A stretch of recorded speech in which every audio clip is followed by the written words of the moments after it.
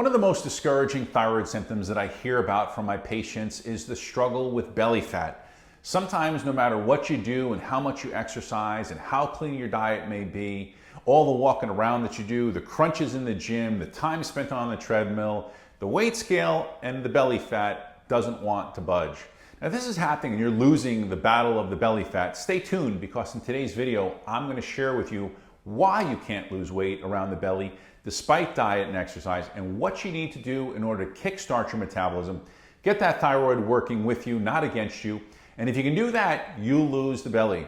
But one thing you need to know if you have thyroid disease is that not all belly fat is created equal. A person with thyroid disease who develops belly fat is going to be different than the person that has belly fat that doesn't have thyroid disease. And this is why when you try to implement so many of the same weight loss strategies as someone who doesn't have thyroid disease, it doesn't work. And a lot of this has to do with how thyroid hormones are influenced by appetite and energy and fat storage and lastly metabolism. Now with this in mind, let's talk more about the connection between another thyroid problem that's causing you to have trouble losing weight and how to solve it. Now our bodies have hormones that regulate every aspect of metabolism, and that includes appetite and weight regulation. Several hormones have been discovered that have a huge impact on appetite and the development or even the prevention of obesity. One of these particular hormones that we want to talk about is leptin. And if you're serious about weight loss and struggling with weight gain, you want to know more about leptin and its connection to the thyroid and to this belly fat. Now, just like T3 thyroid hormones and like insulin that we've talked about in the past, the hormone leptin has been found to be a major regulator of body weight, appetite, and metabolism. So where does this leptin come from? Well, leptin is secreted by fat cells, and the levels of leptin normally increase with the accumulation of fat. So the more belly fat you have, the more leptin that's released and the more leptin resistant that you become. And this becomes a nasty cycle that many women who are already overweight are struggling with. Now here's the thing about leptin.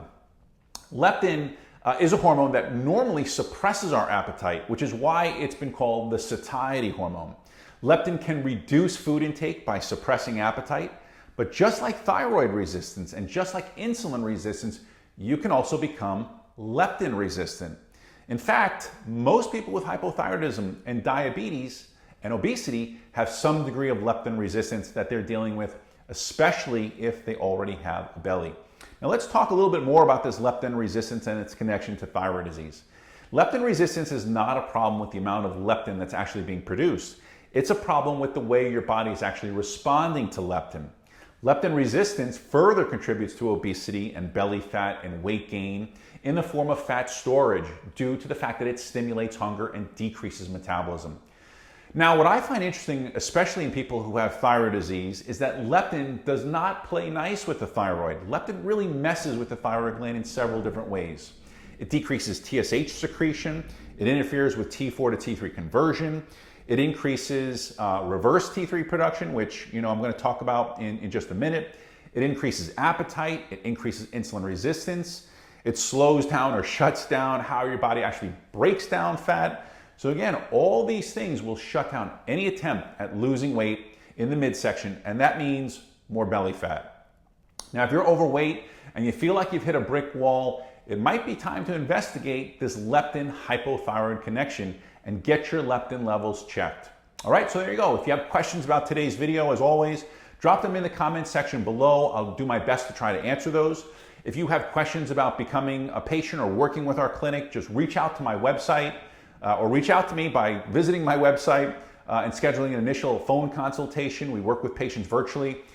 If you haven't downloaded my free thyroid yet, you can do that by visiting my website and clicking on the free guide section.